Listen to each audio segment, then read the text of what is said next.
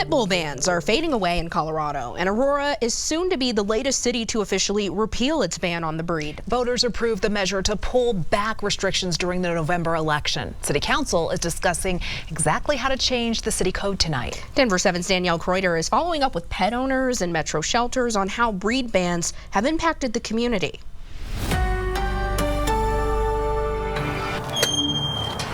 I noticed that out here, some of the sweetest animals that I've here have been pit bulls, and then some of the meanest have been some Chihuahua.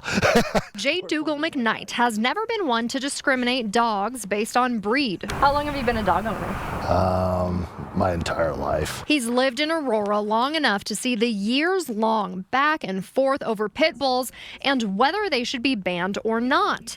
The voters having the final say in November when 56% of them said the ban had no place in the city. I think it's kind of a harsh measure. I always have. I really believe that the dog reflects who the owner is. I've known people who had pit bulls are very nice dogs. You know, I think the way a dog acts is mostly about how it's treated.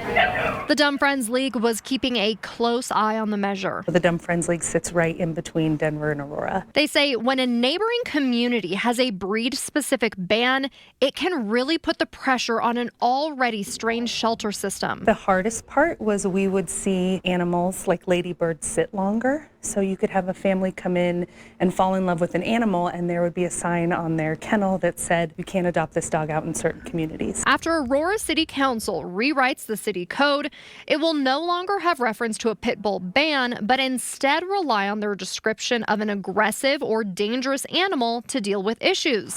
Get it! Something many people we spoke to find more than fair. We really believe in breed-neutral dangerous dog laws because, sadly, any dog can bite. I don't really agree with the idea that there's bad breeds. I'm glad the voters decided to take that ban away. In Aurora, I'm Danielle Kreuter, Denver 7.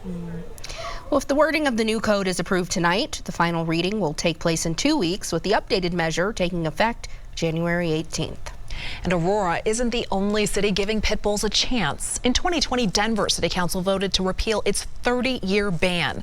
The ban was replaced with a probation of sorts for pit bulls.